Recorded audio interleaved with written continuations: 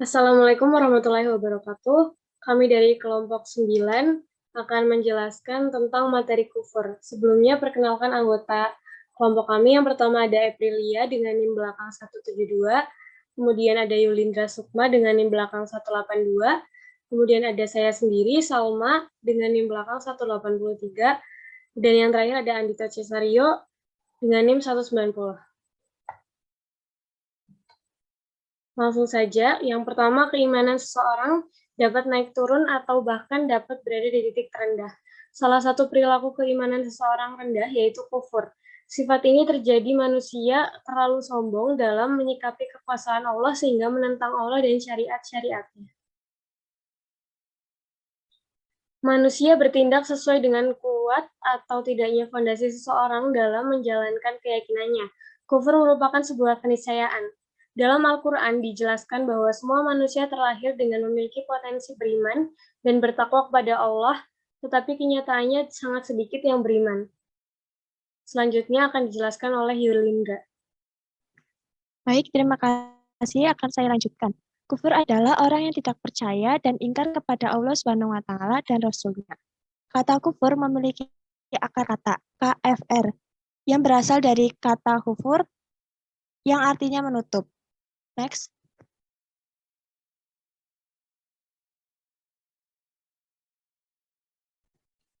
Ada dua faktor yang menyebabkan kekufuran pada manusia, yaitu faktor internal dan faktor eksternal. Faktor internal antara lain kepicikan dan kebodohan, kesombongan dan keangkuhan, keputusasaan, kesenangan duniawi. Kemudian faktor eksternal ada lingkungan, kemiskinan, politik, dan budaya.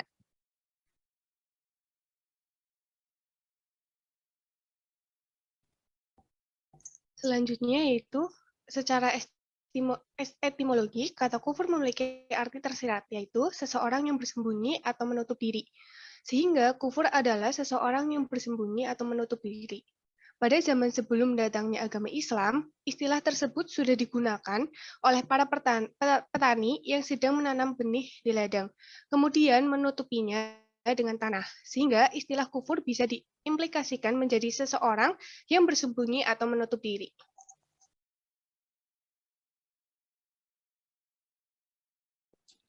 Yang selanjutnya ada kufur dan kufur tauhid dan kufur al-ni'mah. Dalam agama Islam, kufur sering disebutkan dalam Al-Quran. Karena kata kufur menurut Al-Quran, yang pertama ada kufur at-tauhid, atau menolak Allah SWT sebagai Tuhan yang Maha Esa. Artinya, adalah menolak tauhid atau menolak bahwa Tuhan itu Esa. Yang kedua, kufur al-ni'mah, mengingkari nikmat. Artinya adalah mengingkari nikmat kepada orang-orang yang tidak mau bersyukur kepada Tuhan. Selanjutnya.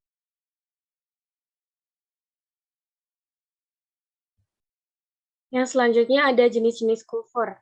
Dalam surat Al-Baqarah ayat 6 menjelaskan bahwa Imam Al-Baghawi dalam tafsirnya Ma'alimut Tanzil menyebut ada 4 jenis kufur, antara lain yang pertama adalah kufur atau kafir al-inkar, adalah orang yang mengingkarkan Allah, tidak mengenal Allah, dan tidak mengakuinya secara lisan, tindakan dan tidak mengenal ketauhidan.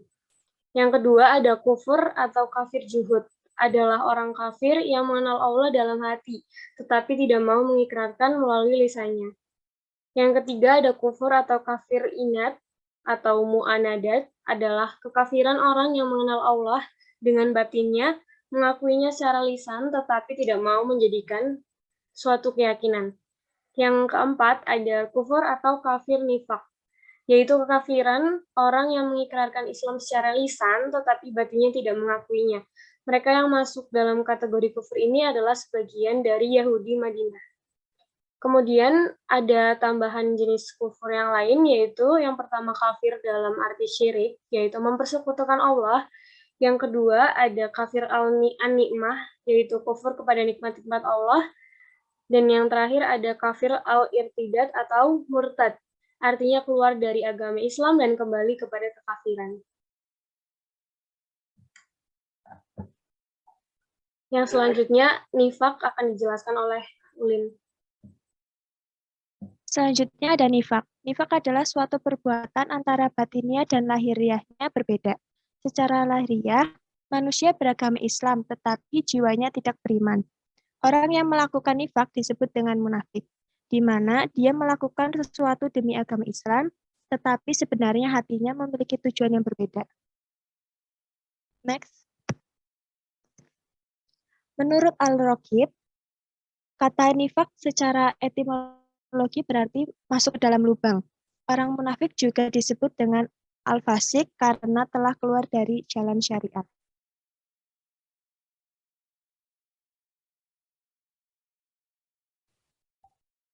Lalu, dalam nifak ada dua macam, yaitu nifak besar dan nifak kecil. Yang pertama, nifak besar. Nifak besar berarti menyembunyikan kekufuran dalam hati dan memperlihatkan keimanan dalam lisan serta perbuatan. Nifak ini membatalkan amal, keabadian di neraka, tidak diampuni oleh Allah, keluar dari Islam. Ada 6 jenis nifak besar, antara lain, yang pertama, mendustakan Rasul, yang kedua, mendustakan ajaran-ajaran dari Rasul, yang ketiga, memiliki rasa kebencian terhadap Rasul. Yang keempat, membenci ajaran dari Rasul. Yang kelima, merasa bahagia dengan kekalahan agama Islam. Dan yang terakhir, merasa benci dengan kemenangan agama Islam.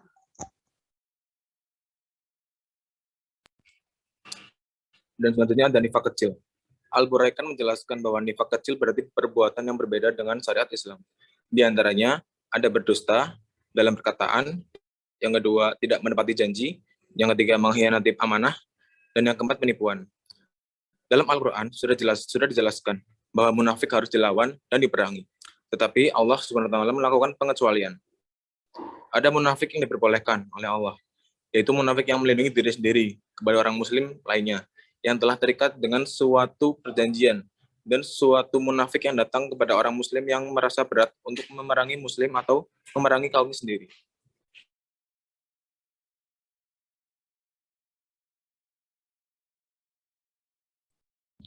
Sekian penjelasan mengenai materi kufur dari kelompok kami. Apabila ada kesalahan, kami mohon maaf. Wassalamualaikum warahmatullahi wabarakatuh.